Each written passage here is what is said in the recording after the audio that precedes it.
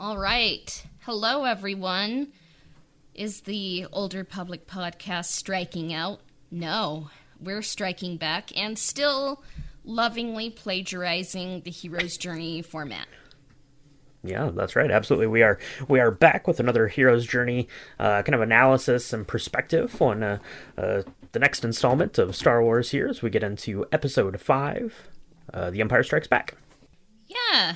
And did you have any fun background on the film? Like any cool box office records and awards? Oh, I do, absolutely. So, The Empire Strikes Back, it was released in 1980, directed by Irvin Kershner. It was written by Leah Brackett and Lawrence Kasdan. Also, there was a script iteration by George Lucas, but I'm going to get into that a little bit more here in a minute.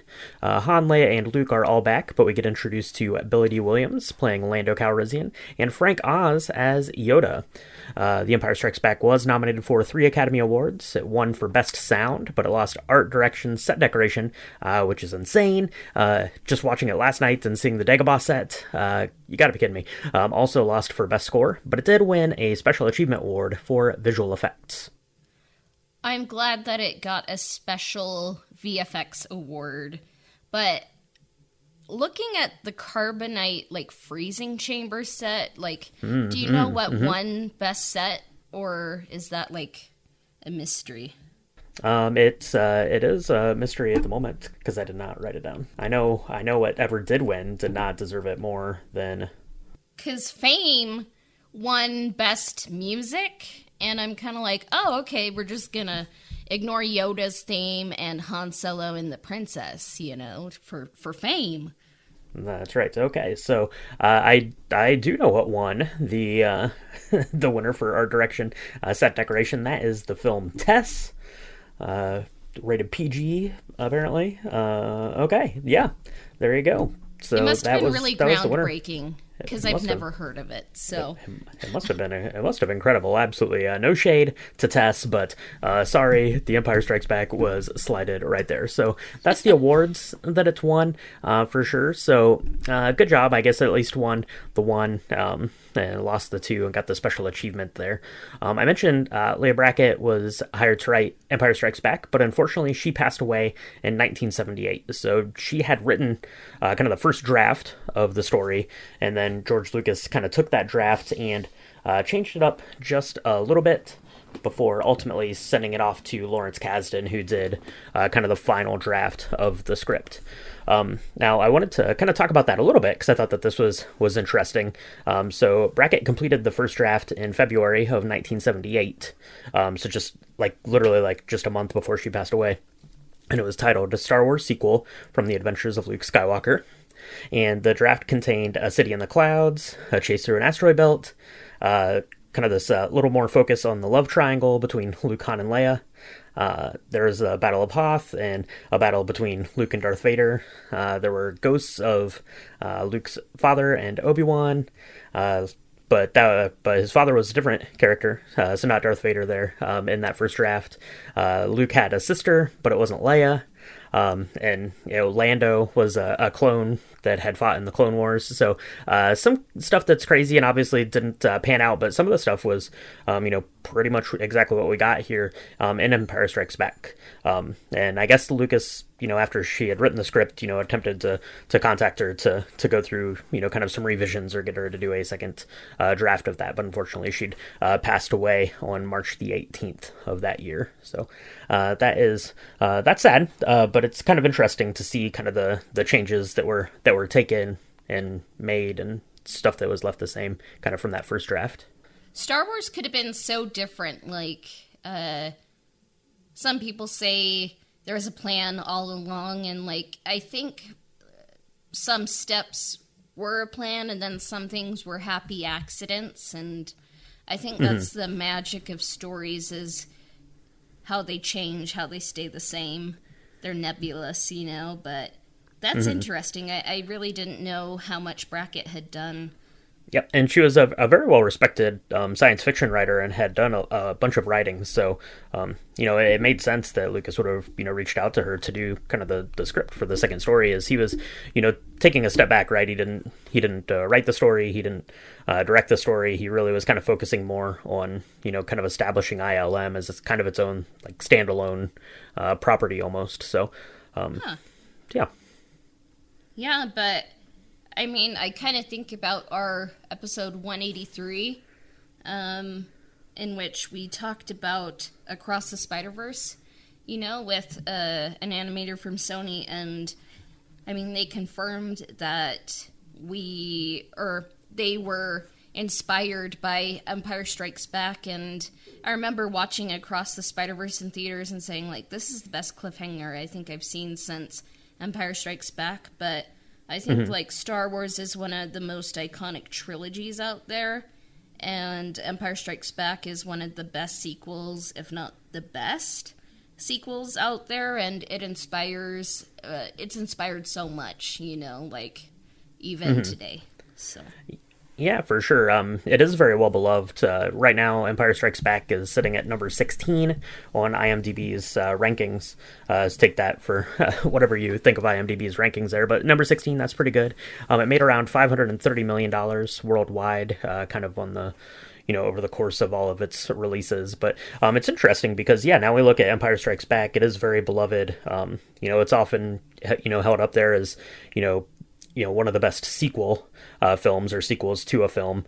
And it has a very high, rating by everyone that watches it. And if you ask, a dozen people out on the street, what is the quote unquote best Star Wars movie? A lot of them will say that it's Empire Strikes Back, but it's not always been that way. So way back when Empire Strikes Back came out, it was very divisive. The only difference was there wasn't an internet then. But people were critical of all sorts of things. Kind of this love triangle between Luke, Leia, and Han, and whether it should have been with Han. Darth Vader being Luke's father. The critical reviews were kind of all over the place, saying that the story wasn't cohesive because it tried to follow kind of all of these different storylines. There was no real MacGuffin. People complained about Luke didn't really get any actual training from Yoda in the story. That's so funny! people weren't into the "I love you, I know" line, which is funny because now you can get "I love you, I know" like it's on iconic. Your hand towels in your bathroom, because I may or may not have those in our own bathroom. So all of this stuff was overanalyzed, harshly critiqued, and if this argument might sound familiar to you too, there was a lot of debate about The Empire Strikes Back on whether George Lucas had too much influence or not enough influence. So basically it sounds like every other Star Wars film that's ever come out.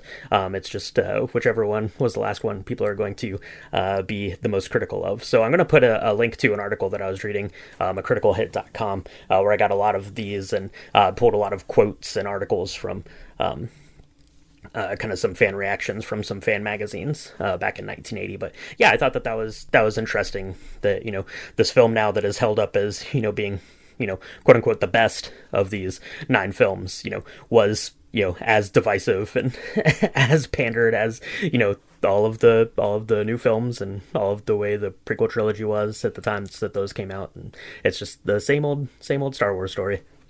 There's nothing new under the binary suns, apparently. Oh. Yeah, right. So something we've been doing in the background is covering the Star Wars heresies for the prequel trilogy, and then in the future we're going to be covering the story palette book for The Structure of Star Wars, the original trilogy, a scene-by-scene approach, and that's by Daniel N. Blair. And I'm just counting, and I think there is 1, 2, 3, 4 colons in that. Oh, 3 colons in that title. So, it's a nice title, nice and it's very comprehensive. Yeah, absolutely. We're going to be diving into that once we, get through the original trilogy stories here. yeah, I've been having a lot of fun going through the heresies for the prequel trilogy, and it's going to be fun to do the story palette here for the original trilogy when we get through that. And if you have any other good books that kind of analyze and break down, any of the trilogies or just any of the Star Wars films, definitely pass those our way, because we like reading, more like academic focused things about, Star Wars and the films and the production of them, things like that. Yeah, so before we dive into the hero's journey, how does The Empire Strikes Back link to KOTOR in your mind?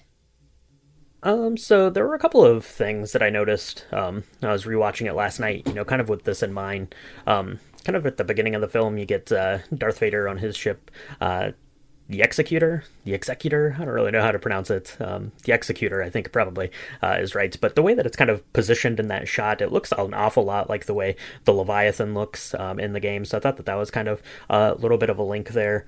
We get Mandalorians, right? We get Boba Fett here, which is the kind of birth of the Mandalorians as a group of people, and then we get an awful lot of Mandalorians within Knights of the Old Republic, obviously with Canderous, but the Mandalorian Wars, and all that goes back to this one little tiniest part in a film of Boba Fett there in Empire Strikes Back. So I like that. You get a really, really kind of neat parallel here. You get the scene of Darth Vader getting his helmet put on, which is very closely mimicked by Darth Malak getting his jaw put on, or getting his face fixed, or whatever he's doing, kind of in that cutscene sort of thing there, where he has his jaw off. So I thought that was a nice little parallel, a little nod there to Darth Vader. Dental checkup, That's right. He was getting his 6-month exam, making sure he didn't have any cavities. He was good to go. The guy that walked in on him was not very pleased, though, I don't think. Now we do get in A New Hope, you get like Greedo, the bounty hunter there, but definitely more emphasis here on the bounty hunters, especially kind of on that Star Destroyer there. We have them all kind of lined up and things, and bounty hunters are something that's going to play back into maybe Calo Nord would have fit right in with IG-88 and Bosk and Dengar. I don't know for sure, but then of course the biggest one is that Yoda is there, basically the offspring of Vandar, our beloved Vandar from the Jedi Council. So got the same species as Yoda, and that's coming right here from Empire Strikes Back. Yeah. So my number one, I have 6 things, one for each, Star Wars movie George Lucas was, I guess, involved with. But the first one, it was like, oh, Jedi Princess. Bastila gets called Jedi Princess a lot in Knights of the Old Republic, and kind of like Han is always calling like Leia like your worship, your like princess and all that. So I guess I picked up on that. And like we've kind of talked about, like Leia's kind of like sort of British sometimes, brunette, and I don't know if she's ever British in Empire Strikes Back, but I was like, yeah, that was just a New Hope thing. Just in general. That's fair. She's a recovering American, I guess, in Empire Strikes Back. But yeah, moving to number 2, Luke seeing himself in the cave. Like KOTOR is kind of like the ultimate, like you're the one behind the mask, because Revan, the character, is you. Like all the choices you've made to make your character, it's you, and you kind of reveal, like in the cutscene, like when Revan takes off the mask, it's the character face you've chosen, And number 3 is Leia and Han kissing is a lot like the Revan and Bastila kiss scene, because it kind of takes place like in a more secluded area of the ship they're on, like Leia and Han are on the Millennium Falcon, and Revan and Bastila DTR like define the relationship, like on the Ebon Hawk. And even though like the scene goes to black, like the writer's like, we just didn't have in 2003 the technology to show them kissing, so it's a kiss scene. Yeah. That's fair, because that would have been off-putting had they tried to do it. It would have looked Are weird. they trying to kill each other? And it's like, no. Yeah. And then number 4 is like Knights of the Old Republic is kind of set up like the original trilogy. You kind of have like introduction to the story, like hero's journey, like kind of like on Terrace and Dantooine, you know, like you kind of learn a bit about the Force, and then you're kind of given a mission to do, and like on different planets and stuff. So kind of like the hero's journey, like up through like Dantooine, it kind of mirrors like A New Hope, I would say. And then like you kind of travel on different worlds, kind of like Empire Strikes Back, and then the Leviathan twist kind of like culminating in like you finding out you're Revan. Definitely mirrors the "No, I am your father" twist in Empire Strikes Back. And then kind of like everything else is kind of like light side or dark side kind of mirrors that Return of the Jedi with the final space station battle. But we'll get into that, don't worry. And then I kind of saw Bastila sacrificing herself on the Leviathan as kind of like Han is in Carbonite. Like, you don't really see them until like later on in the story. So did you see that parallel? I didn't see that parallel. I do kind of get where you're coming at with it. It's the only I guess kind of difference is that they break out of the prison, whereas you know Han and Leia and Chewbacca were prisoned there, I guess, by the Empire on there. So he didn't really have, kind of an active choice in making that sacrifice. But kind of in the way that he talks to, Chewbacca to make sure that, Chewbacca goes on to, watch over Princess Leia. So kind of the same kind of sentiment, I guess, where Han is, verbalizing that, he's going to go do this so everyone else can get away, is the same kind of thing that you get with Bastila, I guess. Yeah. And then the final kind of similarity I saw, the Revan twist, it fits so well in the story, and I believe it's so well done, like one of the best twists like in Star Wars for sure, and like in stories and video games. It was very timely. I mean, this came out like 2003, so kind of like The Matrix, Fight Club, Born Identity, kind of searching for identity, having amnesia. It kind of fits with that like cultural milieu, Yep. And I'm just so glad like this kind of twist was done here in this way, like in a video game, so like it makes sense, because it's like you're creating your own character, so it's a little bit like, I think I say meta a lot, but it's sort of meta. And I'm just so glad it wasn't like done in a throwaway novel, like maybe people wouldn't have heard, or not just like done in a 3-episode arc in the Clone Wars or something. So, yeah, those are the similarities I saw. Yeah, definitely. Those are really good ones. I was, going into watching the movie last night, and I knew we kind of had this section that we were going to cover today when we were recording, and I was like, man, kind of off the top of my head, like I don't see a lot, because then a lot of the other films, locations are the same, or kind of the actions people are taking. But yeah, I think there are definitely, kind of some good similarities and inspirations drawn, by the team there creating KOTOR and KOTOR 2 from this Empire Strikes Back film. Yeah. So, I think, are we ready to dive into Empire Strikes Back? I am as ready as a probe droid on Hoth, for sure. Yeah, and if you kind of, like, hear me, like, shuffling through paper, it's because that's how I write my notes, and I'll probably be flipping back a lot, so... That's right. Maybe some people will listen in headphones and be like, oh no, like, I'm hearing... notes flipping in 4K, but That's sorry. right.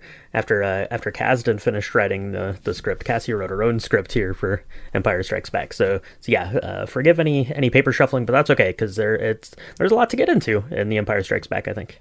Yeah. So we begin with the title crawl.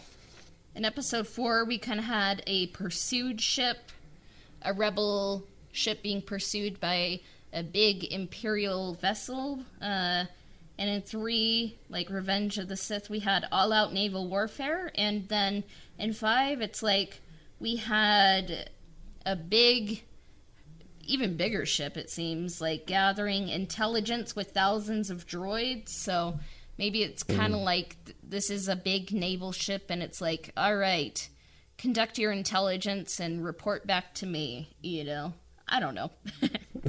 Yeah, that's right. It's just like nowadays, right? You send drones out to take pictures and video and figure out get all of your intel. But yeah, the ship is sending out these probe droids all over the galaxy, and we follow one down to the icy planet of Hoth.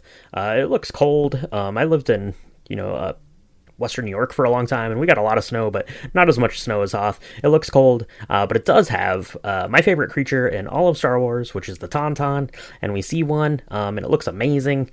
Luke's on it, and we're going to go check it out. Yeah, it's funny because you see the droid launch down from the Imperial ship onto Hoth, and then I think it goes back in time, so we see Luke see it, and I was like, oh, that's interesting. But Luke is he is with Han conducting a patrol, just making sure, like, everything's okay, because they, like, the rebel base on Hoth, like, said there's a weird, like, thing that came up on our scanners. It's probably nothing, but go check it out. And then Luke doesn't come back, and we kind of just see Han and Chewbacca trying to repair the Millennium Falcon, and Princess Leia's like, ugh, why is he leaving? I don't want him to leave, but I won't tell him I don't want him to leave, you know, and yeah. Han Solo is like, General, I have to leave because of Jabba, and he's like, goodbye, Princess. It's awkward, and Leia confronts him in the South Passage. It is, yeah, it is a wee bit awkward there, and yeah, she does, because they're very much this love to love and love to agitate each other. It very much carries over kind of from the kind of the Death Star sequence of A New Hope, and how their relationship works here. And yeah, she's definitely very annoyed that he's not going to stick around. I think the line is something about, oh, so you want me to stay? And she's like, well, I think you'd be a great asset to the Rebel Alliance. So I think that's pretty funny. But yeah, bad news is Luke went to investigate this probe droid, and he's not come back yet. Han gets wind of this, and he's going to have to ride out into the dark night to go try to find Luke, because this is the ordinary world here for our hero. And in my analysis, it is Luke Skywalker. I tried really hard to get it to be R2-D2 again, but I couldn't find enough links. I do think, Cassia, that you could make the argument that Han Solo is the hero of Empire Strikes Back. Yeah. I definitely think he takes enough of a character journey to get there. You could probably make the case for Princess Leia as well, although she doesn't do quite as much, I don't think, as Han Solo here in this film. But yeah, Han Solo is a vital character, especially here at the beginning, because he's basically going to go out and rescue Luke, who's been attacked by a Wampa, has had to rely on his lightsaber to get out of there. Just Luke, just living his life, doing Rebel Alliance stuff, and getting bailed out by Han Solo. Yeah, I'm glad that you chose Luke, because, like, watching this, I'm like, you could even make the argument that Vader went on a hero's journey here, Han and Leia. Definitely Han goes through a big character journey, but I'm like, I'm just gonna be boring and vanilla and go with Luke Skywalker, so, because I'm like, it's a little bit easier, so that's what I did. But you're always welcome to conduct your own hero's journey analysis on whichever character you want to. I wrote down 2 lines that I thought were funny. I'm like, Han and Luke are bros, even with the quote-unquote love triangle. And yeah, which I'm glad they're bros, because, yeah. And then also, hell exists in Star Wars, smiley face, because Han is like, I'll see you in hell. So, he could have said, I'll see you in Mustafar. That would have been good. That would have been funny. But yeah, Luke's just like frozen to the ceiling. It's kind of like Flash Gordon-y, but he takes out the Wampa with his lightsaber that he kind of learned how to reach out and pull it towards him, and he escapes the cave. But the bad news is he has no Tauntaun because it was eaten. He's weak, cold, and hypoglycemic, so what's gonna happen? Ben appears. Alec Guinness appears, and he tells Luke that he must go to Dagobah and meet Yoda, the Jedi Master who instructed him. That's right. Yeah, absolutely. He's going to have some sort of fever dream as he's walking around out in the snow, freezing half to death. I said that Tauntauns are my favorite creature here in all of Star Wars, and yeah, they meet grisly fates, right? So the Wampa eats one. That's bad news. The other one gets cut open by Han Solo and stuff Luke inside of there as they come to rescue him. But yeah, that's kind of my ordinary world, the heroes seen in their everyday life is kind of just up to that section. And then for me, the call to adventure, the initiating incident of the story is that vision of Obi-Wan who says, Luke, you must go to Dagobah, and kind of propels him on kind of his journey throughout the film. Also, on a side note to Obi-Wan, that seems like something you could have told Luke at any time. You didn't have to wait until he was dying in the frozen tundra. You could have told him like back in like the warm safety of the rebel base. I don't know. Maybe like Ben's like, but he has to really earn it from a character perspective. I don't know. So yeah, the ordinary world, I kind of saw that as the opening crawl and Luke and Han patrolling on Hoth. And the ordinary world is the hero is seen in their everyday life, like being rebels is what our heroes do. And then the call to adventure is the initiating incident of the story. And I'm on the same page as you. The call to adventure is Luke sees Ben as a Force ghost who tells him to go to Yoda on Dagobah. But yeah, so he tells him, gotta get to Dagobah. Go find Yoda. He'll teach you the ways of being a Jedi. He knew your dad too. He'll get you going on this thing, right? Take your lightsaber. Don't forget that. You'll need that for school. And head on your way. But bad news, the Empire is there. They've basically created some sort of like blockade of the rebel base. So the rebels are trapped. They're pinned down. They're sending in these gigantic walkers, and you're going to get a really, really awesome kind of visually stunning fight here on the Hoth snow. And apparently at the time this was very revolutionary in terms of like movie making and using like stop motion and stuff, because normally when you use stop motion you do it in space or at night or things like that, because then you could hide the wires and stuff because the background was all black or dark blue or whatever. But here they're doing it in the snow, so there's no place to hide any sort of wires or like rigs or anything. So it looks incredible. And I always remember this as a kid as being like my favorite part of The Empire Strikes Back was this first kind of snow battle section on Hoth. Yeah. You can't hide wires in white, and it is revolutionary how they filmed it. I did write down this in my notes, like Luke and Han, are they in the Tauntaun together?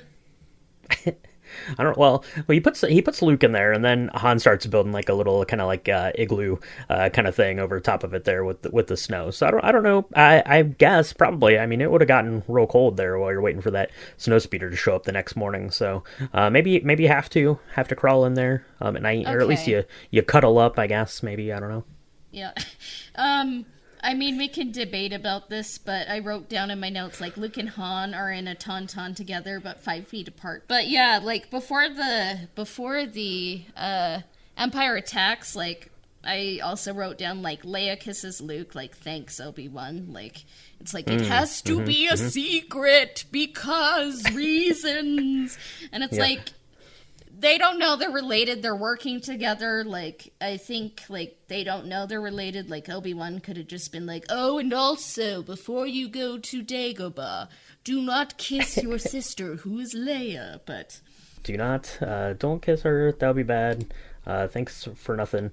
Now I'm wondering, you actually, I don't think see him. C-3PO is in the room, but I don't know if R2-D2 is in the room, because R2 also could have said something, been like, hold on. Or he could have like zapped him with his little like zapper. That would have been good. Yeah.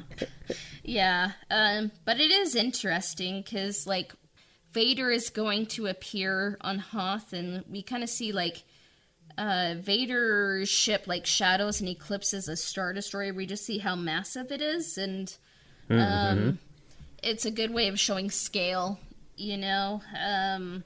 And then we see him in his black armor and in his like little man cave fortress egg thing protecting his head, and kind of like Hoth kind of represents I guess like kind of like in the original trilogy you see like the different biomes of World War II. Like in the first one you kind of see like the desert, kind of like parts of northern Africa, you know, that kind of fighting, you know, and like in 2 Empire Strikes Back you kind of see like what would be like Russia or like Scandinavian fighting, and then like we'll see like in 6 is like kind of fighting in the forests of Europe. So that's a cool detail that like in Rogue One we kind of see like what kind of evokes the Pacific theater. So that was something cool that I kind of fan pointed out. So yeah, absolutely. And if you watch any of the behind the scenes, it kind of goes through like the actual like filming of the section on Hoth, you know, is done in Norway and stuff, and kind of all the troubles they had there and dealing with the snow and stuff like that, and how much effort it would have taken to get, you know, that particular biome for that. But yeah, it's a really very stark kind of introduction to this film, and it's very, very black and white kind of in a sense, which I think is kind of a neat bookend then for the tail end of the film, you know, when you get to the kind of the big, you know, reveal that I guess, you know, at the time they didn't really know if it was a reveal or if it was like a bait and switch kind of a thing. But I think that's neat, kind of parallel and mirror opposites there, where you're in the, you know, the very white scenes of Hoth and the very like black scenes of, you know, the fight with Darth Vader and the duel there on Bespin and falling down there. Pretty neat. Yeah, so the rebels end up losing on Hoth, but you kind of see like throughout the battle, like the rebels win by thinking outside of the box, like kind of tying up the AT-ATs or AT-ATs, however you want that pronounced, you know. And like Luke chucks a grenade up there, so it's like they're kind of like the Empire thinks they have all this might, you know, like they produce the cooler machine, but like the rebels are kind of like using guerrilla warfare, you know, and the rebels end up putting out the evacuation code, you know, because the shield generator is destroyed. So there's even some Naboo parallels there. Yeah, that's right. Yeah, the shield generator gets destroyed. Yeah, you know, obviously Naboo kind of pulled from that. It's kind of similar to kind of the fight then on Endor, where they're using kind of these more primitive techniques, and there's some sort of protective shield they're trying to get down. Except this time it's the Empire trying to get it down, and unfortunately they do. But yeah, the launch or the evacuation codes have been sent, so the Rebel Alliance is able to escape. Unfortunately, Han and Leia get separated from the rest of the Rebel Alliance as, you know, kind of one of these corridors caves in, and they end up having to go and get out of there on the Millennium Falcon, which is good, I guess, in a way, because it keeps, you know, the team together. You got Chewbacca, you got C-3PO, and you got Han and Leia there, headed to the Millennium Falcon. It's my favorite quote in all of Star Wars, when he's trying to get it started up, and Leia asks if it would help if she got out and pushed, which I think is pretty fun. But eventually they do get out of there just in time to see Darth Vader kind of walking through the doorway, and are able to get up and out and past the blockade. And Luke, you know, is done fighting in his snowspeeder out there trying to take down the walkers, you know, to buy some time. And he gets into his X-Wing and says, R2, no, we're not going with the Rebel Alliance. We have a bit of a detour to make. We are headed to Dagobah. Yeah, so for refusal of the call, which is the hero experiences some hesitation to answer the call, I put Luke is injured and the Empire attacks the rebels on Hoth, so it kind of delays them. We do see Luke, he's like, yeah, I'm not going to go with the rebels. I'm going to go to Dagobah and I'm going to fly it on manual. Mm-hmm. Yeah, that's right. It's going to fly it manually all the way to Dagobah there. And yeah, refusal to call. I had kind of the same section here, although mine kind of carries over into Dagobah just a little bit. But yeah, you got the Imperial Walkers there, the blockade, which apparently the X-Wings are immune from the blockade because they just get to take off and leave, which is good. And then, he gets to Dagobah. He crashes the ship. It gets stuck in this swamp. That's not very great. It's not really a refusal, but it's not a good look if you're the best pilot in the Rebel Alliance that you crash into the swamp. That's bad. And then you run into this little green hermit guy. He comes, he's stealing your dinner. He is, joking around. He starts to beat up R2-D2. By the way, Yoda probably knew that was R2-D2, so he's beating him up for no reason. Thanks a lot, Yoda. And even Luke, when they crash the X-Wing there on Dagobah, says to R2, he says, "You said coming here was a bad idea, and I'm beginning to agree with you." So I think that, yeah, kind of obviously the blockade there to get off of Hoth to get to Dagobah in the first place, and then kind of the initial introduction to Dagobah, I see as kind of all like the refusal of the call, right? Like he finally makes his way there and he gets there and he already feels like he's wasted his time and going. Yeah, Luke whines a lot. It's a fun character trait that I think a lot of fans forget about. It's interesting. That's a good point about refusal of the call on Dagobah. Like, if I were to do my analysis again, I would kind of add, the Dagobah mishaps to that step. But it's kind of interesting because we got to see the magical flight kind of from Joseph Campbell. He describes in The Hero with a Thousand Faces. We kind of see that with Han and Leia going through the asteroid field. Yeah, that's right. Yeah, as soon as they get kind of through that blockade, they come in. I really like the scene. It's one of my favorite scenes of the movie, and a movie that has a lot of really, really great scenes. But he's there kind of trying to to fix the Millennium Falcon, and first off, that toolbox falls in on top of him, which is funny. But then he's like, something hit us, that wasn't a laser bullet. So he goes up, and they're into the asteroid field, and they kind of go in, and it's, I don't know, it's almost like his boldness is takes kind of Princess Leia to take a step back and reevaluate Han Solo there for a minute, which I think is kind of neat. The score is really amazing. I love the asteroid field chase, the asteroid chase piece of music there from John Williams, and they go in there before ultimately kind of settling down into the belly of this space worm thing kind of on the asteroid there. But yeah, it's a really great scene, really great kind of character building if you decided that you wanted to do this as Han Solo as your hero. And maybe we should have, I don't know.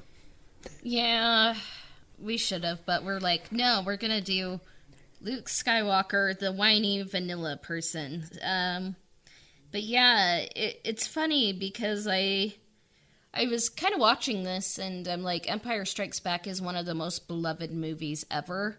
And I was like, this magic giant space worm, if it appeared in the prequels and sequels, you would never hear the end of it. But people are like, no, it's cool because it happened a long time ago, so it's okay. But I don't know, it's just interesting, but yeah, it's just a big fun creature, and I do like that they kind of land in it, unknowingly, and then obviously they have to go out to get the Minox off of the ship there, and fly out, and it's like the tunnel's collapsing, but no, it's because it's this big space worm that they're caught up in the middle of. But yeah, I like that sequence there going through the asteroid field, and then obviously once they land, if you're doing some character building, that's when you get your first kind of romantic interlude there. Maybe it's not super romantic, but it kind of is before C-3PO busts it up, and you get the first kind of kiss there between Han and Leia. So now Leia's kissed her brother and Han Solo in the same movie. Yeah. I'm just glad that it didn't end up revealing, oh, Han's also your brother, too. I would just be like, I'm going to take a vow of celibacy, from here on out, but... That's right. Right. It is interesting reevaluating this film's, kiss scene and, some of, other, films that Harrison Ford is coincidentally also in, Blade Runner, I don't think I would write it like this way today, because it's kind of like, does Leia have anywhere to go? And like, Han takes her hand, she's like, stop that. He doesn't stop, and then they kiss, and like, I guess maybe like we can reevaluate nostalgia. Like, it could be written differently today, but it just is interesting to reevaluate things. So, Yeah. Yeah, for sure. Yeah, the film now is 43 years old, so yeah. For sure they're the differences, kind of in storytelling and the way that scene might have played out differently today, for sure. But it does, cement kind of their affections towards one another there in that section, which ultimately is going to, carry on through the rest of the saga that we're going to be getting here from these characters. So, it's pretty great, kind of in that sense, and propelling the character of Princess Leia, who she's going to become throughout the rest of the series as well. So let's see, we go back on Dagobah, right? Luke is there. He has made his way to Yoda's hut. Yoda says that I'll take you to see Yoda, but first we gotta go stop by my place. We'll get a bite to eat, because I already ate your dinner back there before I assaulted R2D2 unreasonably. That's okay, Yoda. I'm gonna let it slide. And this is kind of where I get to my meeting of the mentor. So step 4, the meeting of the mentor. The hero gains the supplies, knowledge, and confidence needed to commence the adventure. So the meeting with the mentor here for me is really kind of brief, actually. Because Yoda, kind of reveals himself to be Yoda, and Luke freaks out, and he's like, "No, I can do all those things. I'm not, all these things that you're saying." But basically, Yoda agrees to train Luke after he has a little bit of a sidebar with Obi-Wan, right? Like, Force Spirit Obi-Wan can come in and talk to Yoda, and he's like, "No, it'll be fine. Remember, I was all these things too that you say." But I kind of picked up there was a little bit of a parallel here from Qui-Gon, passing Anakin on to Obi-Wan, and now Obi-Wan's kind of passing Luke on to Yoda. So I think it's kind of the same there. But that was really like all I really had kind of for my meeting of the mentor. Obviously it kind of bleeds over into especially like the first section of Luke's training, where Yoda's in the backpack and they're talking about the Force and stuff. But I think that kind of this little sidebar conversation between Obi-Wan and Yoda that Luke is privy to sitting there in the hut, I think is kind of the big meeting of the mentor for me. Yeah, for my meeting with the mentor, I just wrote Luke meets Yoda. And Empire Strikes Back, like I wrote down notes, like it does kind of balance like 3 stories at once. You kind of have Vader, you have Han and Leia, and then you have Luke. But what's interesting is like Luke says there's something familiar about this place. I kind of wonder if like Luke was supposed to have been there before as like an infant or a baby, but then it ended up changing like when the prequels were written. Maybe he thinks Yoda's familiar because he was there when he was born, but I'm like, that doesn't make as much sense. But it is interesting that he said that. But yeah, Yoda puts on a Muppet act, and it's a test, I think, to see like, does he have the whiny Skywalker gene, or is he like his mom? And he is whiny, and Yoda's like, why do you want to be a Jedi? And Luke says, because of my father. And then Luke loses his patience, and then Yoda's like, kind of loses that Muppet persona, and he says, I can't train him, and Obi-Wan has to go to bat for Luke.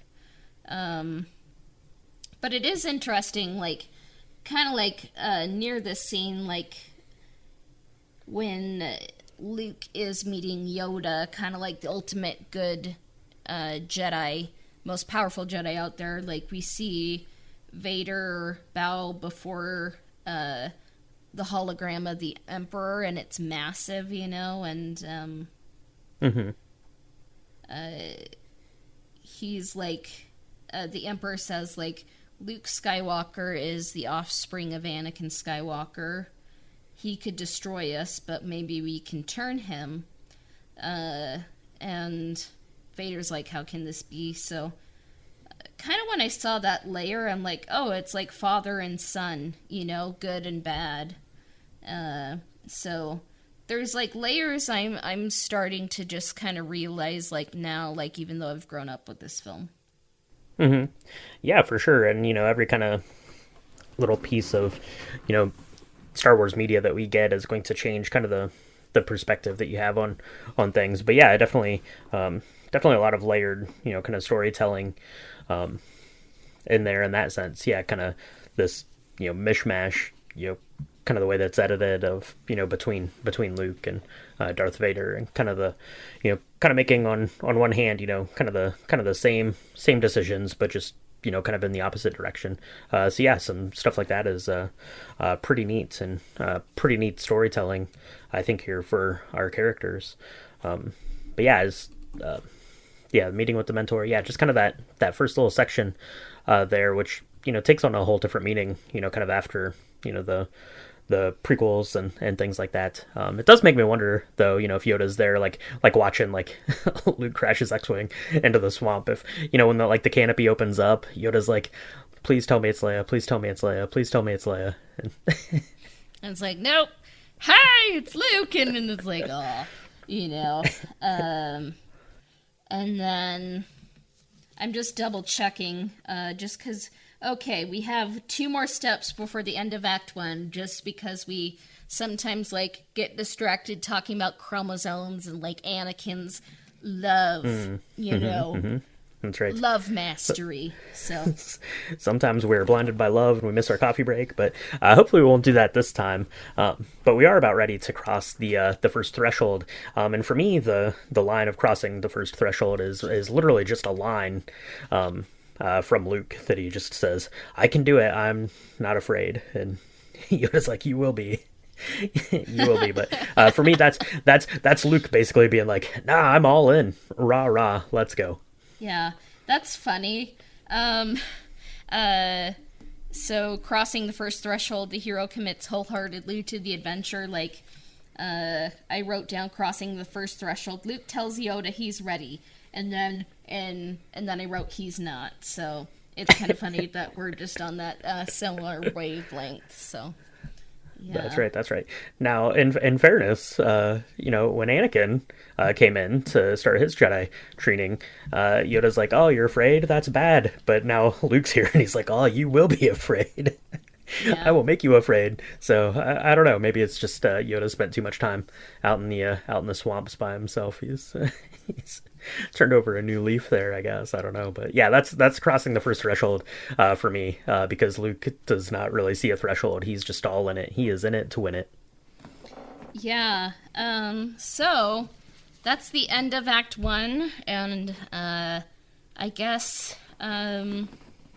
we have our coffee/caffeine break. I made basically, I think I'm sort of maybe slightly majorly addicted to vanilla Coke Zero with coconut creamer. But coconut creamer, it's on my side, not yours, so it can't hurt you.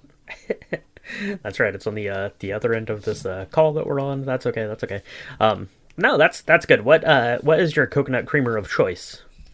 I think it's like Coffee Mate. So I'm not mating it with coffee, but, I'm mating it with vanilla Coke Zero. Maybe there's a special brand out there for Coke Mate or whatever. Like Coca-Cola, if you're listening, there's a major demand from me for that. So... That's right. There are literally dozens of people out there wanting some coconut creamer in their Coke Zero. No, there you go. That's good. I'm just having a straight up just a black coffee. I looked for my Empire Strikes Back mug. I was going to have it in that, but I couldn't find it. I think it's dirty. So I'm just having it in just a regular plain blue mug. But that's okay. It is hitting the spot and doing the trick.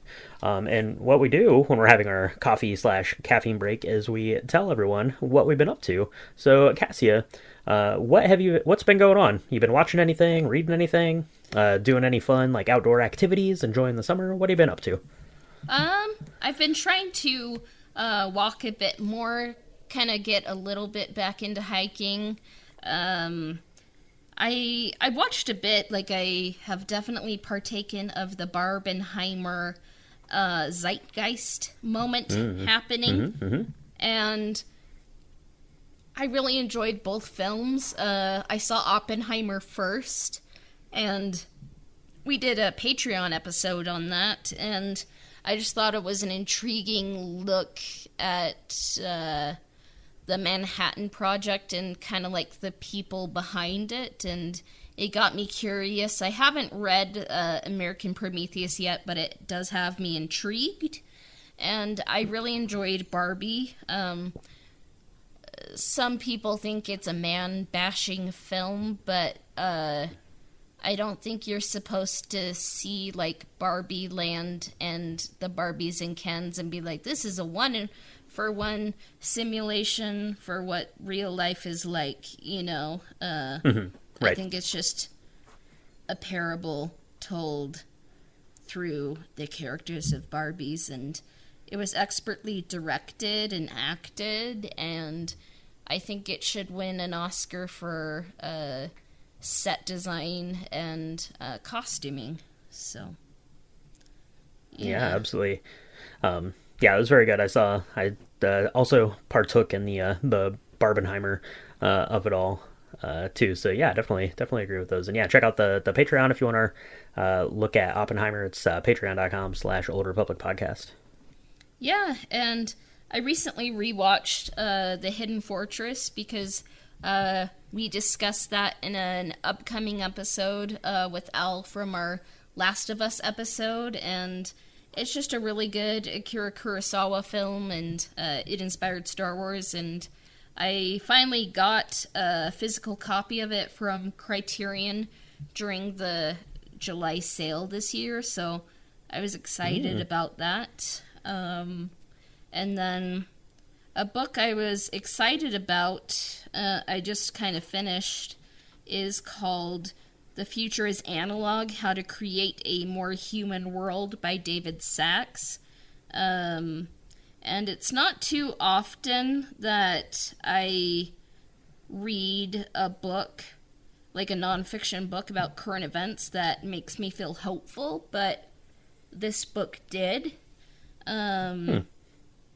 And I have to admit, like, when the author discussed the pandemic years, like, I don't know exactly what happened, but I did get some flashbacks of, like, how, like, horrible that time was for me, but, like, it got me interested in kind of, like, moving some things to be more analog or being more intentional about how I use digital things, you know, and my grandparents actually gave me some old fountain pens. Nice. I ended up getting some Lamy fountain pens as well, and my grandfather gave me a pocket watch that I'm gonna try to get up and running again, and they gave me their 1961 electric typewriter that they used in college, and maybe I'll try to get that up and running, like, so that's what I've been curious about, but before I, like, go on and on forever, like, what have you been watching, reading, or playing, or listening to in your downtime? Yeah, for sure. So I've been watching most of the same films as you, Hidden Fortress, like you said, because we're going to be covering that here on an episode, either upcoming or in the past. So check that out with Al. It was a really fun conversation. It's a really good movie. I just saw the Ninja Turtle Mutant Mayhem a couple nights ago. That was awesome. Brave. I liked it. I liked it a lot. The Ninja Turtles were pretty much my jam growing up. I was right at that perfect age to be a Ninja Turtle kid, so it was really fun going back and see it. I liked the movie quite a bit. So been out to the theater to see that stuff. I've been watching the World Cup, the Women's World Cup, as much as I can. The time zone is killing me though, because it's being played in Australia and New Zealand. So those are either real late nights or real early mornings, depending on how you want to do it. You know, here in the US at least. So I've been trying to watch as much of that as I can, watching some stuff that kind of later on after the games have been played and stuff like that. And it's very likely that the Women's World Cup will be over by the time you're listening to this, but that's okay. Congratulations to all the participants and the winner there, no doubt. But what I've been doing mostly is I've been heading out to see concerts. I've been to a lot of concerts so far. So I went and saw Blink-182 a couple weeks back, and I saw Jimmy Eat World just a couple nights ago, and mostly I went to see the opener, Middle Kids. It's a newer band that I'm pretty high on, also from Australia, just like the Women's World Cup, I guess. And then, as of recording, in like 3 days, I'm going to see Beyonce, so that's going to be a pretty epic, I believe, so looking forward to that. So definitely getting my concert season going in full swing here. Other than that, not been spending a lot of time outside, because it's real hot, but that's okay. It's cooled down a little bit here as we're going to be transitioning into some fall weather here, hopefully in the next 3 or 4 weeks, and hopefully gonna get out and start doing some more outdoor stuff. Like I said, getting back into some hiking and stuff like that should be pretty fun. So that's kind of what I've been up to here in my own personal life, aside from watching The Empire Strikes Back, of course. So yeah, I'm so excited for you on Drink the Movies to cover Viva La Vida. It's I don't know, just like, that was a really good Coldplay album, and I'm very fond and nostalgic about it, so. That's right. Yeah, absolutely. My Drink the Movies, depending on when you're listening to this, kind of transitioned away from movies to cover music here for at least a couple of weeks, and then probably ongoing in some shape or another. So we did our first one just last week as of recording. We talked about Joni Mitchell's Blue, and then doing Coldplay Viva La Vida coming up here this next week. So I'm planning to put that on tonight and get some pictures of it and stuff like that, and get ready to record that episode here in a couple of days. So all right, shall we dive back into Act 2? Let's dive back into the swamps of Dagobah and pick this back up into Act 2. So, did, Luke train for, 2 days, or was it, 2 weeks? Luke trained for, 1 hour and then left, basically. He definitely didn't train as long as Rey did. Oh, I don't know if I'm allowed to say that. He did not train for very long. He climbed up a vine with Yoda on his back, and then he went into a tree cave, freaked out, then he came out, he could not lift his X-Wing, and then he left. Yeah. Oh no, he lifted R2 off the ground and dropped him. Yeah, and R2's like, I'm gonna, maybe I should just leave because I'm just getting disrespected. I hate my life. I saved the whole galaxy 100 times now. Yeah, it's kind of let me fast forward to the future. It is kind of annoying that a lot of people who were kind of involved in the original trilogy are saying Luke had all this training, and I'm the timeline's not exactly clear in Empire, but it was either you could argue 2 hours, 2 days, or 2 weeks, which is not a lot of time, and Rey did get some training, and sometimes you learn whether your teacher is cooperative or not, but kind of the point of Star Wars is the younger generation making mistakes, learning from them, and kind of becoming the new masters, So some people might complain that Rey didn't receive enough training, but you could, look at Anakin. He trained for 10 years plus, and he became Darth Vader, so training is kind of overrated. It's more what you learn, and Yoda does impart wisdom, as we see in Return of the Jedi. Okay, anyways. Okay, soapbox moment. Over. So soapbox. That was our test allies and enemies. But what about here in Empire Strikes Back? Step 6: test allies and enemies. The hero explores the special world, faces trials, and makes friends and enemies.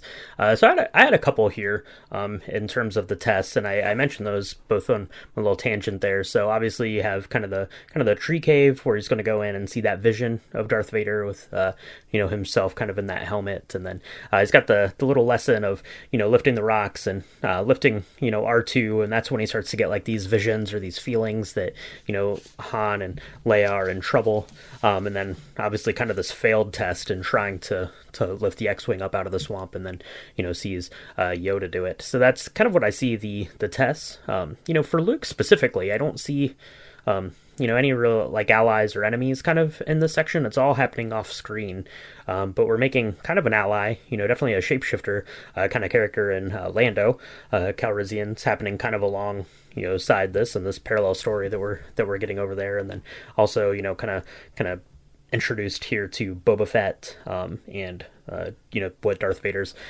cooking up there on Bespin for both Han and Leia, and kind of setting that trap. So I think that the allies and enemies stuff is happening to Luke, but it's just not happening to Luke on Dagobah. Yeah, for Step 6, I kind of saw it in the story as a whole. Kind of like we meet new characters or kind of like learn more about them. We get to know Yoda more. We learn a little bit more about Obi-Wan and Darth Vader. And kind of the biggest empire is in the title. Or what I meant to say is the biggest enemy is in the title. It's the Empire, And then I wrote down 2 weeks of training, ? And the Force and philosophy. Because, Luke runs, Yoda is his backpack, which is, one of the most, iconic pieces of Star Wars merchandise ever, Yep. It is interesting because Yoda tells him about the light and the dark side, and I kind of don't know if this is, healthy teaching, but he's kind of what about, Luke's what about the dark side? And, Yoda's no questions, and kind of says, no more will I teach you today. So at least maybe it's been 2 days on Dagobah. I don't know. But I guess for Step 7, approach to the innermost cave, which is, Vogler says, the hero nears the center of the story and the special world. Maybe I was too literal here, but I put the dark side cave, failed tests and visions of his friends in pain. Yeah, for sure. When I sat down to watch this, last night for the purpose of kind of coming up with this outline, obviously I was thinking, kind of just immediately, I'm like, oh, okay, the approach to the innermost cave is literally this cave that he's going into on Dagobah, right? This kind of this vision cave sort of thing with the dark side energy. But as I was watching it, I didn't really see that being the case as much, because it's happening kind of almost in the middle of this, test allies and enemies section for me. So for me, I had the approach to the innermost cave as Luke actually getting to Bespin and confronting those visions and feelings that he had for fear of losing his friends. And I kind of saw that then almost in a physical manifestation as the carbon freezing chamber is literally this hole in the ground. Kind of that platform is all lit in red, which I think is meant to kind of symbolize Luke's descent into darkness and into hell here in this section of this darker second chapter of the original trilogy. But yeah, when I sat down to come up with my thing, I'm like, yeah, obviously it's the it's the cave on Dagobah is the innermost cave.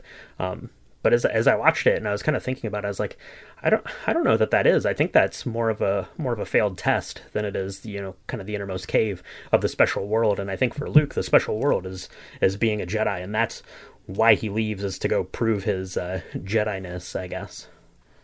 Yeah, I kind of think you had the strength to do what needed to be done, and I'm like, ooh, it's a cave, so it's the cave step. It's literally a cave. But yeah, I like what you said about the carbonite freezing chamber maybe being the cave, and it kind of descends into the ground, and oh my goodness, the parallels with Dante's Inferno. Because in Dante's Inferno, hell is just a massive hole with a lot of levels, and the deepest level of hell is frozen. So Maybe someone Yeah. could talk to George Lucas one day and it's like, does this mean this and this? And were you inspired by Dante's Inferno? And it's like, no, I just wrote it, you know? And it means nothing.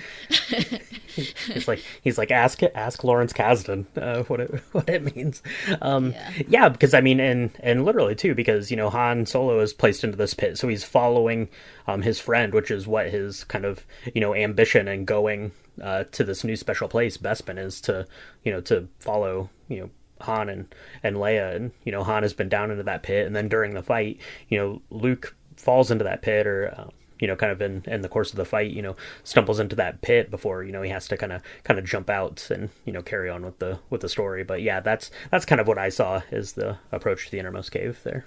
Yeah, I guess I saw the special world as like learning more about the philosophy of the Force, like the good and the bad, because Obi-Wan kind of just told Luke about the Force, but in this episode it gets a whole lot more philosophical and kind of like a little bit even like, I guess you could say like religious, and like it's kind of all about family, but I think this is kind of like maybe the most iconic like innermost cave scene in maybe pop culture and maybe just culture, and it's like something we've talked about in our mental health episode. Like it's been talked about by creators, and it's like Luke is like, what's in this cave? I feel cold. And Yoda says, only what you take with you. You won't need weapons. But I just have to say there's an iguana, a boa constrictor, and I think a Komodo dragon in that cave. So I'm like, I'm going to take weapons. I will take all my weapons, please. Yeah, same for me. And we just kind of see, like, it's slow. We see Vader approach, but it kind of blew my mind. Like, Luke ignites his saber first, And then they fight a little bit, and then there's just a straight-up decapitation. And then the mask is just there, and it explodes, and Luke sees his face.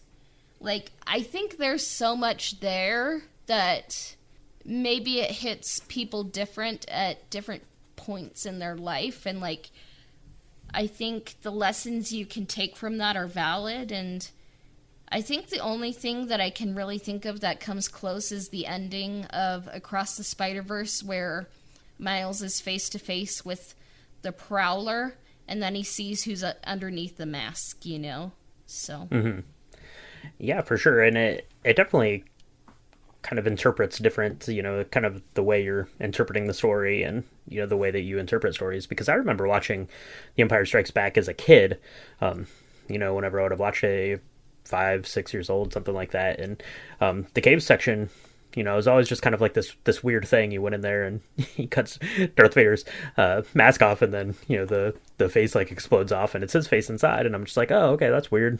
But now as you get older and you kind of understand the kind of the visual kind of storytelling aspects of it, and really then I guess it's kind of placed on what you think Luke's emotions would be, kind of in that point, and then the way you think about that has changed then now with the prequels, the sequels, the all the kind of the perimeter of storytelling through the books and TV shows and stuff. So everything you get kind of changes the perspective on it a little bit too. So then we kind of jump to Vader again, and he has like all these bounty hunters, and I kind of wonder, were the bounty hunters always there, just kind of staying on the ship, or they went through the asteroid field? I don't know if it matters, but that's just a thought I had. And we kind of see Han doing what he does best, maybe showing off a bit, and things work out. Like, he hides in plain sight on the ship and kind of like exits with the garbage, but Boba Fett is like, I've done this before with my dad in the Geonosis, asteroid field. So he kind of saw through it and is able to follow him to Cloud City or Bespin, And then it kind of goes back to Luke, and he tries lifting stones, and then the X-Wing sinks. And then it's kind of like almost like Yoda's trying to say, like, you need to shift your perspective, like, enlarge your paradigm, like, have an open mind. And then there's that iconic quote, like, luminous beings are we, not this crude matter. And Luke says, like, it's impossible, and goes off to whine some more, and then, like, Yoda's theme kicks in, and it's, like, one of the best songs in Star Wars. Yeah, absolutely. It's it's one of the best scenes in all of Star Wars is that X-Wing comes up out of the swamp, and yeah, it's in part to teach Luke a lesson, right? Obviously, is that you can't, that's why you failed, right? Because you didn't believe that you could do it, and that's a really great message. On the flip side of that, if Yoda didn't really want Luke to leave, he could have just left the X-Wing in the swamp, but I guess that wouldn't have taught the lesson, and then left Luke with the choice to make there in the end. But yeah, that's the great visual of that coming up out, and it's all swampy and has like seaweed and stuff like all over it. It looks really cool as it's coming up and out of there, for sure. And then Han and Leia get to Cloud City, and we're introduced then to Lando Calrissian, Billy D. Williams playing him there, potentially an ally, an old friend of Han Solo's, but he's pretty ambiguous on whether Lando is a good guy or a bad guy. Definitely, like I said, is taking kind of this shapeshifter role here, as you think, Lando has betrayed our crew here, but ultimately was just trying to do his best under the circumstances that he found himself in to keep as many of them safe as he could. I guess we've done this a lot, or we just know each other pretty well. I wrote down Lando shapeshifter. It is interesting, like, I don't know what the intention was meant to be with Leia, if Luke was going to have another sister, possibly, because, like, it's kind of like Leia can feel something is off with Lando, and then, like, later on in the movie we'll end up hearing Luke, like, so I'm like, okay, were they trying to, like, be like, she has the Force, or just she's very perceptive? Like, I think it was the Force, but it is just interesting, and we kind of see the setup on Cloud City. Like, C-3PO is blasted. We don't know who done it, but we'll find out later, But we kind of, like, see Luke seeing his friends in pain, which definitely mirrors, like, Anakin seeing his mother in pain. So for the ordeal, which is the hero faces the greatest challenge yet and experiences death and rebirth, I put Luke leaves Dagobah and falls into Vader's trap, and Vader reveals to Luke that he is his father. So kind of made a massive leap there, but we'll get there. So, yeah. That's right. Yeah, absolutely. I had the same here for my ordeal. So, obviously you have Han and Leia, Chewbacca there, and Bespin. They're being held prisoner. They get to go to a dinner with the Darth Vader. That would be nice. Probably was a pretty good spread there. They could have done that. Han tries to shoot him, and he stops it with his hand. So that pretty much tells you right there, Han Solo, to quit mucking about. I really love. I don't really love the scene where Han kind of goes in and they put him down on that little, like, spark thing, where they're torturing him, but then he gets back into, and Leia kind of holds him there on the floor, and he's like, they didn't even ask me any questions, because it's just trying to, inflict pain on these people to lure Luke to him, which obviously ultimately works, because we get to the ordeal here, and same thing. So Luke gets to Bespin. He's facing off against Darth Vader. He's realizing that he is completely unprepared for this encounter, has no chance at all, gets his hand cut off, gets told that Darth Vader is his dad, finds out that his mentors have been lying to him this whole time, and he plummets down into the depths of Cloud City. very much symbolic death as he just let's go. He's like, no, instead of going with you, I'm just going to end it right here. I'll just fall into the depths. But luckily, falls into a bit of a slide and lives to tell another tale. But yeah, definitely the ordeal for me is Luke Skywalker versus Darth Vader. Yeah. Just catching up to you. Some of the notes, I'm like, carbonite freezing chamber. From what has been revealed, like in the behind the scenes, like that set was miserable and hot, but it looks cool. And it was, I bet it was hot. There were like 5,000 red light bulbs on it. Yeah. And I would have hated to have been Chewie's actor, because you have to wear that, and then it's like super hot, like he'd probably faint a lot, And then Ford was kind of like, I don't know if I want to come back for 6. So they're like, Schrodinger's Han, you get carbonite, and that Luke versus Vader, it's kind of like the iconic red versus blue. It's kind of like Theseus, like, kind of like pushing the rock that, like, his father, like, hid, his sandals and his weapon in, and it's kind of like Odysseus and Telemachus meeting, like, father and son, and it's like, I don't really think Vader's trying to win. He's just trying to see, like, how powerful Luke is. And I was kind of just reminded how scary Vader was. Like, it's kind of like Luke is, like, a mouse, and, like, Vader's, like, a cat who's kind of, like, hiding and, like, just, like, moving all of these things out of wall sockets, after him. And then we kind of see them fighting in that area. It's kind of like a fencing piece, It's like either of them can fall. Either of them could fall, and then we see Luke's hand get dismembered, and there's that iconic, you killed my father, and it's like, no, I am your father. And Luke just says, no, that's not true. That's impossible. No. And Mark Hamill just nails it, and when Luke jumps, I was kind of like, is this meant to be like a suicide? Like he'd rather die than, like, join Vader.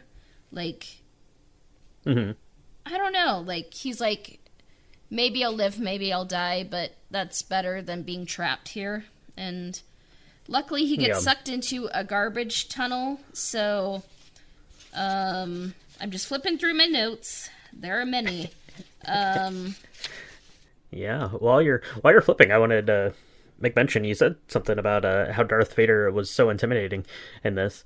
And through the whole film, Darth Vader is very intimidating, I think. You get kind of that scene on Hoth where he's walking through the kind of the corridors there of Hoth, and he looks, like, I don't know, like 4 feet taller than everyone else, and he's just, like, so imposing, and just, like, kind of like a, just a Darth Vader, like on a mission, like going to get, Han and Leia there, and then obviously in this, where he's just so completely, dominant over Luke, trying to fight him. Like, he doesn't even have to. He's basically just trying to, beat him down into submission, so he can, ultimately reveal that, I'm your dad. You should come with me and stop listening to Yoda and Obi-Wan, because they're fools.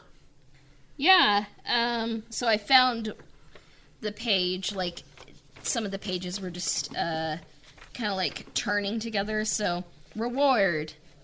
The hero experiences the consequences of surviving death. And I'm like, oh, that's actually kind of like what literally happens, is like Luke jumps and survives. And it's like, okay, he's kind of down one hand and hanging on the bottom of Cloud City. Yeah, but true. Before we can find out what happens, I think, Luke just, like, kind of takes his pocket flask of blue milk and has a little bevy break. He does have a bevy break. I would be tired for sure, after, flying all the way to Bespin just to get, like, pounded on by, I don't know, crates and stuff that your dad's throwing at you. Thanks a lot, Dad. But yeah, absolutely. Let's take a quick beverage break, for sure, because I could use some refreshment after our many hours of training on Dagobah. Yeah. Okay, Brian. So what are you imbibing? Yeah, absolutely. So Empire Strikes Back has a lot of really good cocktails. So I was looking for something pretty good, and if you go to Oga's at Galaxy's Edge, they actually have on their cocktail menu like three of the cocktails are kind of centered around The Empire Strikes Back, which is pretty cool. So they have like the Bespin Fizz, they have the Fuzzy Tauntaun, which is my favorite. They have the Dagobah Slug Slinger, so that's pretty cool if you're ever there. The Empire Strikes Back lives pretty large there on the Oga's cocktail menu. But I'm actually making the Bespin Cloud, which is a drink that we'd actually made on Drink the Movies for The Empire Strikes Back when we covered it like a year and a half ago. But it's really good. It is really pretty. It looks like something very fancy that maybe Lando would have while he's, walking around in his cool cape, for sure. So you're going to put this into your shaker tin. It's going to be 2 ounces of gin, 1 ounce of blue curacao, which is very crystal blue colored, but it tastes like orange. Very delicious. 1 ounce of lemon juice and an egg white. Put that into a shaker and shake it up, then put some ice in and shake it again, and then strain it into your glass, and it gets this nice little cloud layer there. That's what the egg white does. It makes it all nice and like foam layer on top, and then the drink itself is crystal clear blue. It's real pretty, and it's just kind of this orangish martini thing. It's really delicious, really, really good. I like this one. I'm going to go to Cloud City and hang out with Lobot, have 1 or 2 of these, and I'll be good to go. That's what they were serving at the dinner, I think, with Darth Vader there before, Han started to start shooting at his girlfriend's dad. But, that's what happens. It happens. So what about you? What do you have cooking up there for the bevy break? I guess a mocktail. Okay. So I ended up getting the Ghirardelli Premium Frappe Mix Frozen Hot Cocoa, no coffee added. So the instructions for this, if you want to make the 8-ounce version bevy, it's 1/4 cup frappe mix, and then 2 to 3 fluid ounces of liquid of choice. You can do like water, milk, chilled coffee, fruit juice. I kind of don't know why you would do fruit juice, but if it floats your boat, okay. I did milk, and then 3/4 cup of ice, and a tablespoon of barista mini chips, which is optional. I didn't have that, but you kind of mix it together, and you can even top it with whipped cream, but I'm just having it, basic with no barista mini chips or whipped cream. But there's other flavors, I think, like classic white chocolate, white mocha, but I'm someone who loves hot chocolate, especially Ghirardelli, and because it's summer, I was like, ooh, a frappe would be nice, and like, because I'm like, Hoth is cold, so I'm like, let's do something cold. I like hot chocolate. Then I stumbled upon this, so. That's right. I bet Leia was probably having some hot chocolate on Hoth. Hopefully she didn't spill it because she was wearing that white vest, so that would not be good. The dry cleaning would be tough there on Hoth, probably getting done. But I do love the sound of this chocolatey concoction. That sounds really good. I also really like a hot chocolate. Not right now; it's too hot here. But yeah, you turn me on to like a hazelnut hot chocolate. That's delicious. Yeah, I love hazelnut. So make up this this chocolatey mocktail and throw in kind of whatever you want. Mix it up. Yeah, and I mean, you mentioned Leia on Hoth. Like, do you know what would have been awesome is if like Goth Leia existed, Goth Leia is Hoth Leia. That's right. Yeah, that would have been good. That would have been good. Yeah. Maybe season 2 of Kenobi will be like, and then she kind of went through a phase when she was a teenager, but that's right. Yeah. Little Leia starts listening to some emo music. Goes to Hot Topic. Goes to Hot Topic. Gets some Doc Martens. Yeah, all those things. Yeah, this is why you listen to us, because we're so smart and intelligent and all that. But that's okay, right. That's what I assume. That was a bevy break to end all bevy breaks. But The road back. The hero returns to the ordinary world or continues to an ultimate destination. I put Luke communicates with Leia and is rescued by the Falcon. But while he's able to open up his mind and communicate with Leia, he's also opening himself up to talking with Vader. Yeah, that's a really good observation. Yeah, I didn't really put that up or pick that up myself, but I had kind of the same road back here as, he calls out to Leia and, gets taken back aboard the Falcon, which is somewhere he's, familiar with, the Millennium Falcon being, almost a home here to our characters in the original trilogy. And back to what, these rebels do best, right, is running from the Empire, which is what they're doing. And the other thing that they're best at is they're back to letting R2 be the hero, because R2 fixes the hyperdrive.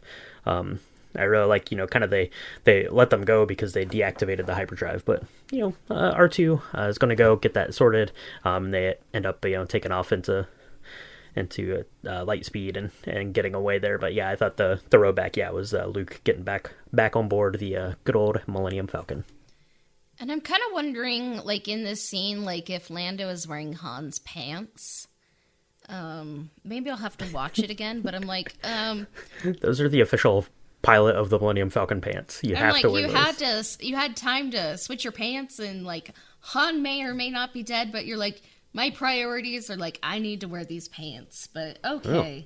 Oh. I like to think that Lando probably had, like, those, like, tearaway pants, and he could just, like, rip them off. He was just ready to fly the Millennium Falcon any day, like, after he lost it to Han. Yeah. In that Sabacc, and he was just always wearing them. He was just always wearing those pants, like, underneath of his whatever other pants he was wearing, so he'd be ready to go one day. Yeah.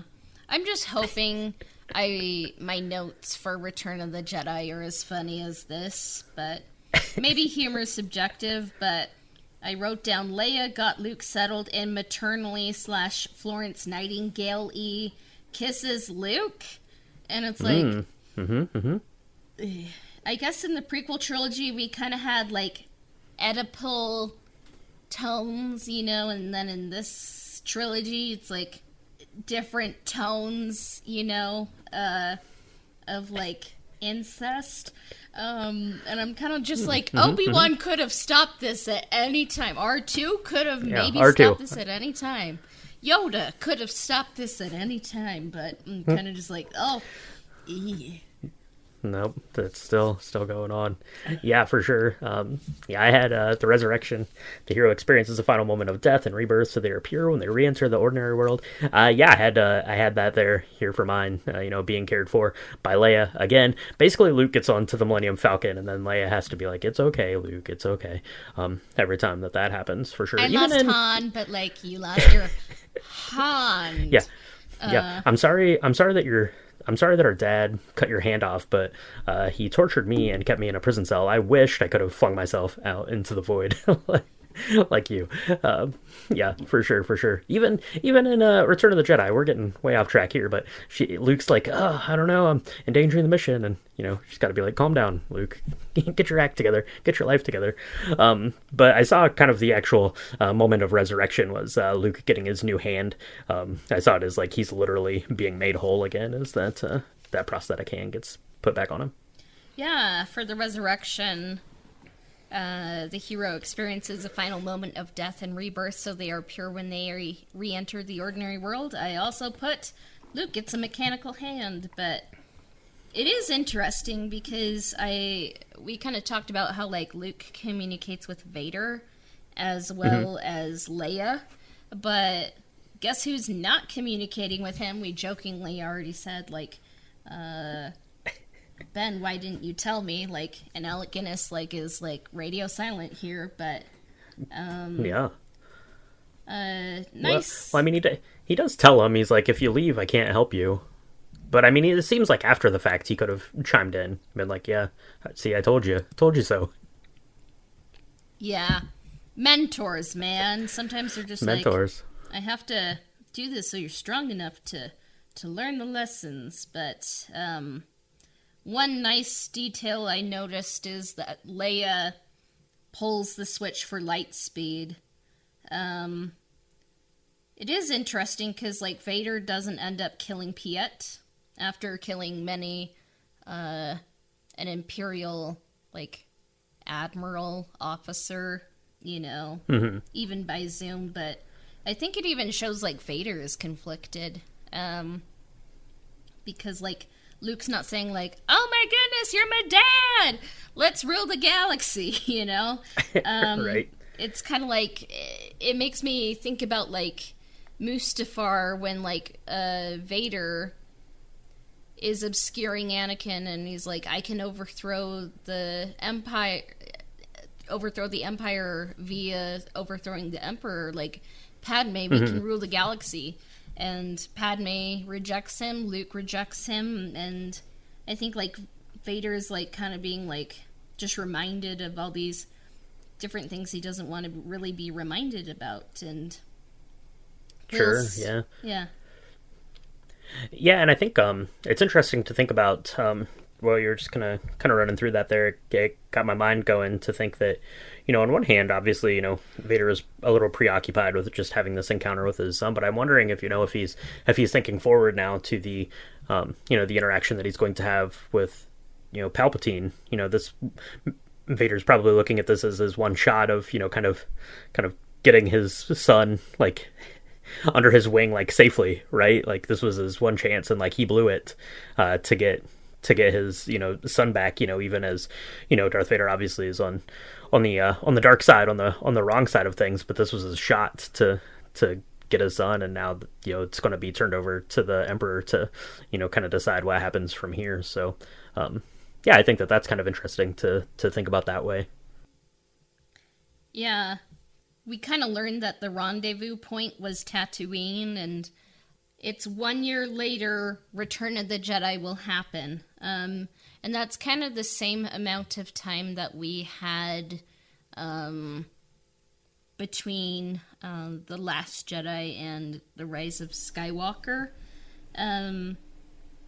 So I guess it took them a year to come up with the plan to save Han that we'll get into, but I guess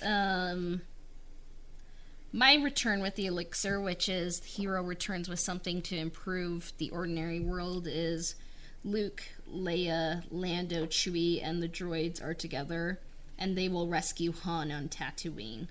Yeah, for sure. So, Return of the Elixir. Yeah, and that's interesting to think that it's the 1 year, because I think, or in The Empire Strikes Back here, kind of at the close of the film, you know, they're talking over the radio or whatever to Lando. So Lando's already en route to Tatooine, so the plan's already taken effect. So I guess you could almost look at it that, like, the last, like, closing scene of The Empire Strikes Back is a year after, you know, Luke gets back onto the Millennium Falcon there, almost in a way, I guess, because the plan is already, like, en route, kind of at the close of the film. So that's kind of interesting, I guess. But yeah, I had kind of the same thing, that the plan to rescue Han is in full swing.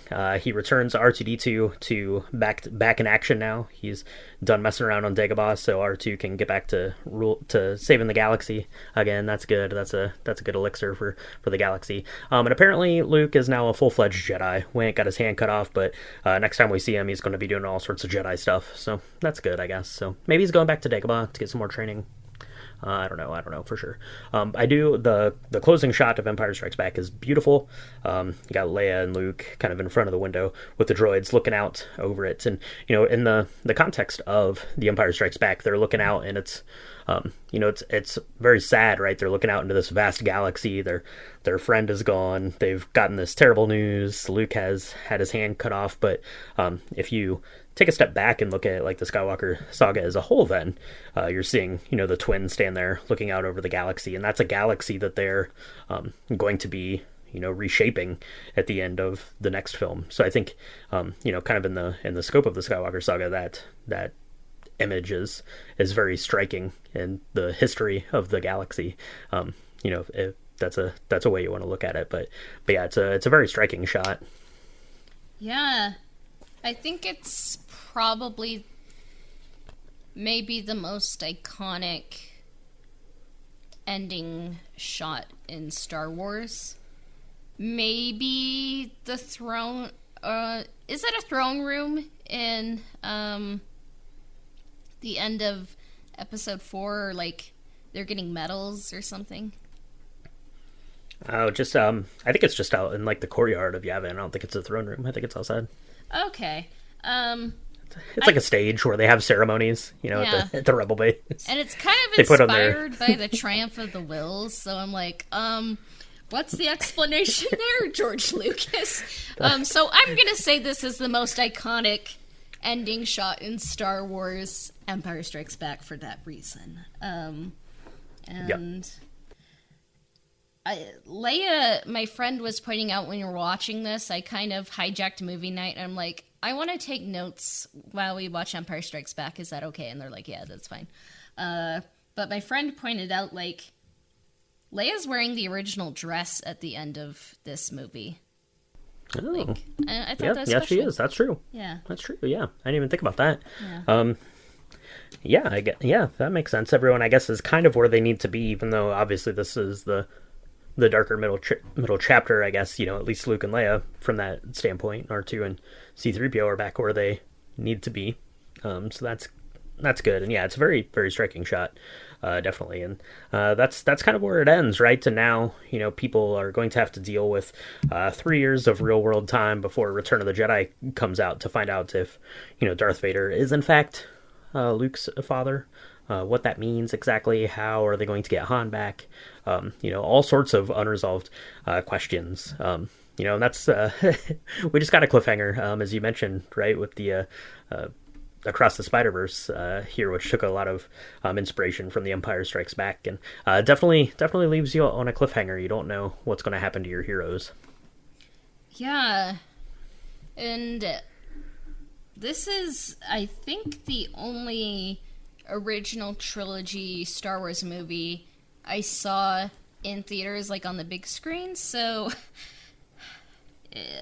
I saw this in 2020 for the 40th anniversary. And hoo boy, COVID was a time where like you just really didn't know what was happening. Like so many people are like, oh, it'll be over in a month or two. Oh, we're having a surge. Like it was a period where there was just so much uncertain.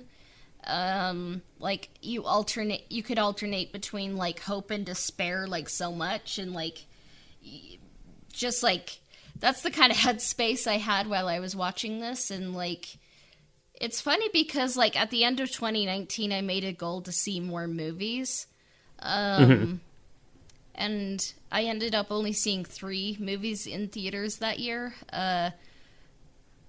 It's funny because I saw Emma, which I think is a movie that kind of got overshadowed because it premiered and then COVID happened, and then it's like it was like streaming, like, so I think like just like not a lot of people saw it, like, and then I saw Tenet and it ruined my hearing probably forever.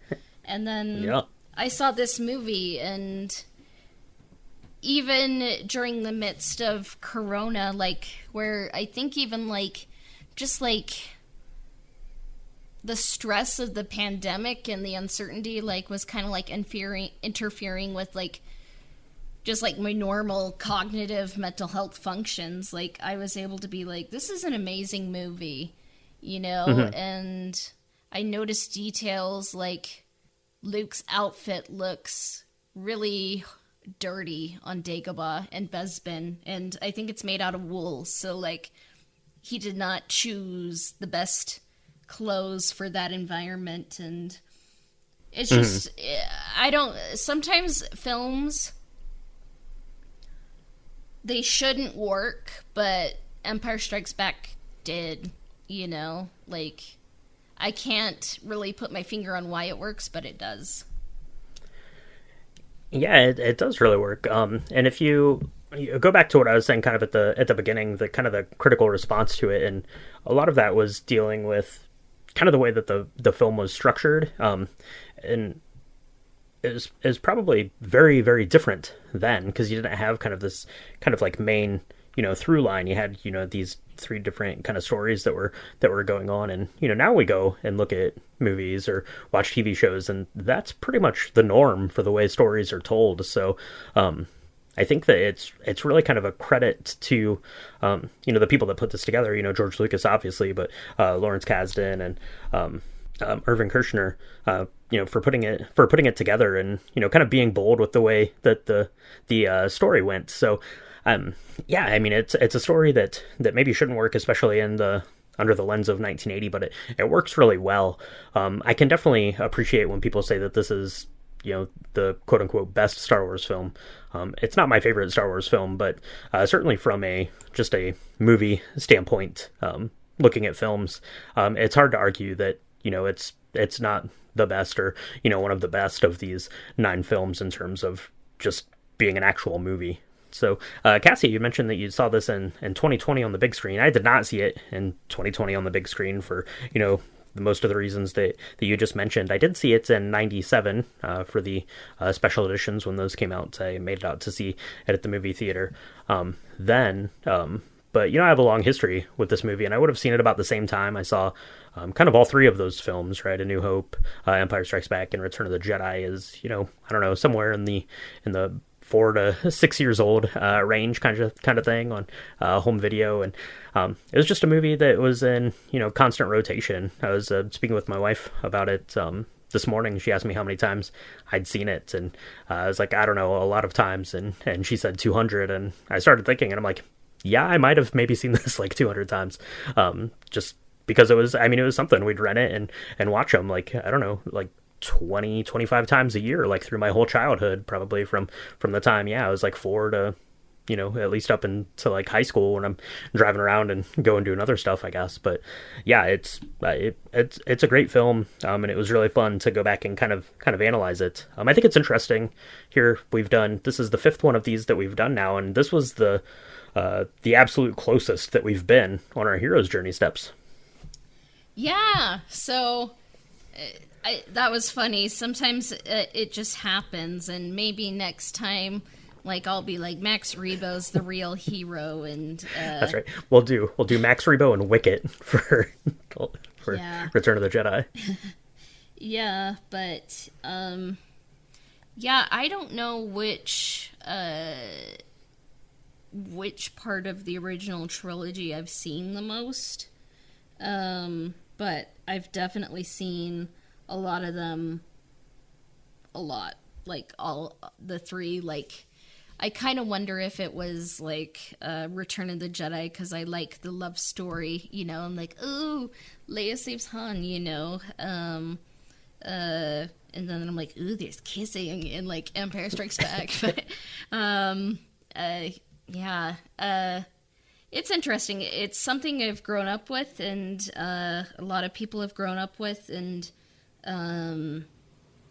it has definitely percolated the culture. Like, it's probably like the example like people can come up with, like, where it's like if you have a trilogy, it's kind of like the second one's supposed to be the dark one, or mm-hmm. But like, kind of rewatching it, like, I don't know if it's dark necessarily, even though there is dark moments, but it just like analyzes things at a deeper and more philosophical level. Yeah, it's definitely deeper and more philosophical. I think kind of the darkness doesn't necessarily stem from the fact that it's dark, or the content is dark, but you have your heroes of the story here, and they just can't buy a break in this film, which is kind of where I see that coming from. Yeah, and it just has like probably the best cliffhanger, and I kind of wonder, like, if time travel existed, if I was given a second trip, they're like, so what's on your list? It's like, do you want to save like any historical figures? And I would just hide my list, because like number 1 would be like see A New Hope in theaters opening weekend, and then number 2 would be like see Empire Strikes Back in theaters opening weekend. And I'm like, yeah, let's save some historical figures or witness some historical moments. Like, my life doesn't revolve around Star Wars, like, but that's right. It just would be so interesting to kind of like analyze like what that 3-year period was in between Empire Strikes Back and Return of the Jedi. Like, because some people like, who do you think Leia's gonna end up with? And a lot of people are like, Luke, and yep. They're gonna be shocked and I hope not disappointed, but like just shocked and like, oh, okay. Okay. And did not see that coming. Yeah. So just like, and it's like, is Luke, like, is Vader his father, and like a lot of people are just like, no, he's lying, So it's kind of like when movie studios are trying to like make a trilogy, I think like they kind of use that archetype, the original trilogy, even if they're not trying to, I think they're responding to it, and it's kind of the cultural expectation. Like, even if you're watching something like The Amazing Spider-Man 2, like, people are like, ooh, it's darker, all that. So, yeah. Yeah, for sure, yeah. You have to introduce some new stakes for for your crew, right, I guess, if you're telling the second chapter, for sure. So, yeah, I don't know, but that I do know that is the hero's journey analysis for The Empire Strikes Back. So, yeah, that was a lot of fun to go through and do. I mean, it wasn't as fun as doing R2, because he really should have been the subject of my timeline. But yeah, you can't deny that Luke is pretty important to The Empire Strikes Back.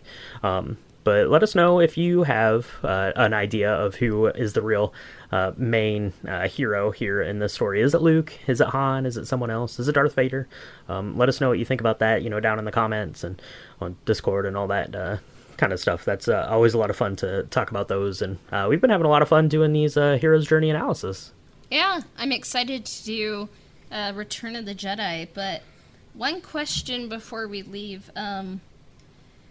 why is Luke able to make healthier, kind of more like light-sided choices than Anakin, do you think? I don't know. I mean, I guess you could analyze and say that Luke had a healthier kind of upbringing. Certainly Anakin had his mother Shmi, but they were, separated when he was very young. Luke got to live out his entire days with his aunt and uncle, who seemed like they instilled a lot of good lessons into the young lad. So I think that is probably good.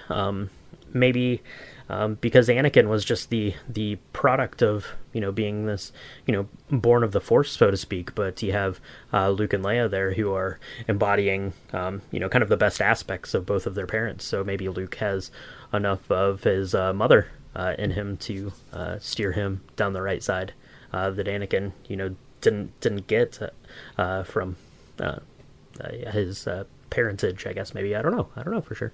Yeah. Like, maybe it's a question to also ask in Return of the Jedi, but kind of like after my movie night where my friends and we watched Empire Strikes Back, they're kind of like saying, like, Luke was raised in a less traumatic environment, Owen and Beru, even though we've made jokes about it, like, in our Revenge of the Sith, like, episode, like... They loved him, like Palpatine wasn't there. Palpatine didn't really know about Luke, like, but Anakin just kind of like had Palpatine in his life since he was like from the end of like the Phantom Menace, and Anakin was raised by his mom and then he had to leave her. Anakin was raised as a slave, and then kind of just as a Jedi, and you could make the argument that he was a slave to the Jedi, Right. Maybe Luke had more choices, but it almost seems a little bit reductionist. It's kind of like, oh, Luke had a happier home life, so like maybe he's able to make better choices. Right. Yeah, I think that's part of it if you kind of distill it down. But we're getting way off topic here now. But Anakin had to deal with like the worst of things, right? He was a slave. He was taken from his mother. He was propelled into a war, and all this things happened over the course of this young man's life, and then ultimately went to the dark side for attempting to love and protect someone. So yeah, I think is the cards were stacked against him, and obviously had Palpatine identified Luke at the age of 8, Luke probably wouldn't have had the same trajectory that he did. Yeah, it's interesting because I'd like to believe more in like Luke and Anakin's choices. Anakin does make some bad choices, but I kind of hate to like just be reductionist and be like, oh, it was just how they were raised, like. So maybe we'll have to reevaluate, at the end of Return of the Jedi. But maybe, I don't know how long Empire Strikes Back. Maybe this movie is longer than Empire Strikes Back. But yeah, maybe before we get kicked out of, the Oga's Cantina, we can say, may the Force be with you.